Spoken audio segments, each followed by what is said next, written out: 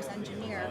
And it feels like what a lot of the Stephen King adaptations that don't work, what they get wrong is the tone. Whereas it feels like you guys are doing students right. What was the process like to make sure you got the tone versus just going for the cliche horror, which I think a lot of people just kind of lean to when they think Stephen King? Right. I mean, one thing that I've always felt about that is in a way, he almost sort of invented psychological horror. The books are so psychological and they're so character driven. In the end, you look at The Shining, there's a relatively low body count, but there's something so harrowing, particularly now as a father of a couple of young kids, about the idea that you might lose your bearings and find yourself in a position where you might hurt the people you love best and whose job, your job is to protect them. There's something that's so disturbing about that idea, and it's the sort of interiority of it that I think is so provocative. So a lot of it for us was, there are some uncanny and unexplainable events that take place even over the first handful of episodes, but it was important to us that they always be presented subjectively through the point of view of a character, not presented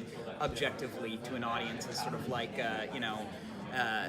a kind of thrill on a roller coaster. Yeah, and I think one thing we love about Stephen King is the way that you can kind of go on a Stephen King ride and never know exactly what ride you're on, where you can sort of start in one place as a story. You look at The Stand and think about how it's basically an outbreak novel at the beginning, which is, ostensibly something that could really happen. And by the end, you are, standing in another world with Randall Flagg on a mountaintop, and he's being worshipped by others. And so, I think that sense of the unexpected was something that we really wanted to achieve. And I think too that connects to the tone question, because it's the fact that these early episodes start in a very grounded way may belie some of where we're ultimately headed.